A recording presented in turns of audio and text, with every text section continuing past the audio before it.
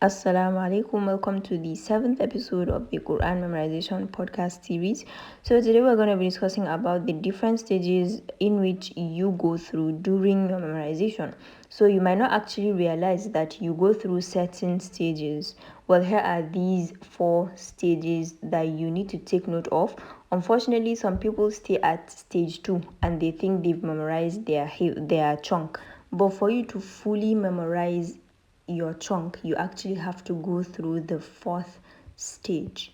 Now, the first stage is reading with concentration. So not just any type of reading, but you have to be in a place that's quiet so that you're able to read with full concentration, and you have to be able to at least ponder over a few, if not all, of what you are reading. So you notice that by just reading a place repeatedly, your brain actually grabs that place. For example, if you're the type of person that probably reads Surah Al-Kahfi every single Friday, you notice that Surah Al-Kahfi is actually really strong, even though you haven't actually gone to Surah Al-Kahfi to memorize it, but you notice that Surah Al-Kahfi specifically amongst all surahs, it's actually easy for you to memorize, to read. And at times when you are reading, you're able to maybe close the Quran, or maybe if someone is reading, you even notice that your brain has this ability to just locate that, oh, this is Surah Al-Kahfi. And in most cases, not only locating that this is the surah, but you are actually able to even continue reciting with the person, even though you haven't officially gone to Surah Al-Kahfi to memorize. So that's what reading does, and that's the first. So the first stage in memorization is reading repeatedly over and over and over again. Now the second is visualization. That's having a mental image. So how do you know you are actually in this second stage of memorization? So after reading with full concentration, when you close the Quran and you try to read without the Quran, for example, it's a line you're tackling, so you're trying to read a line without the Quran, or maybe 5 words without the Quran, you notice that you see these words in your brain, like there is this mental image in your brain, that as you are reading, you're actually seeing the exact positions of the words.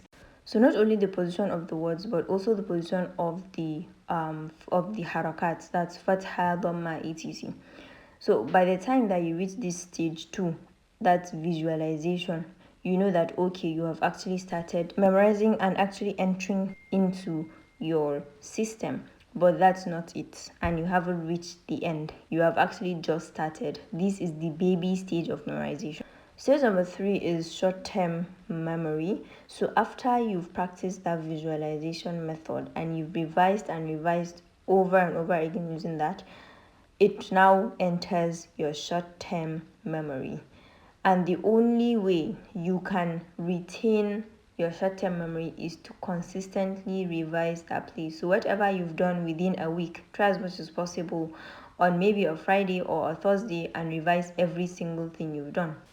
So the 4th and final stage is the entry of your hifdh into long-term memory.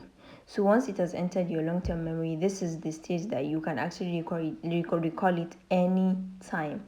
Anytime it's being mentioned anywhere, you can actually recall it. So this is similar to Surah Al-Fatiha. Surah Al-Fatiha, you can literally recite it even after waking up. You can recite it anytime. You don't have to go back and revise. So that's long-term memory. So just a little heads up before we conclude. Just know that it's not everyone that actually reaches that stage 4, because it's quite not as easy to reach that stage 4, that long-term memory. So if you're in the situation where you haven't really reached that stage 4, you don't have to panic, you don't have to worry. Later on, it's going to be in your blood, it's going to flow. So that's it for this episode. Thank you so much. Looking forward to many more beautiful episodes, inshallah. Jazaakumullahu khairan.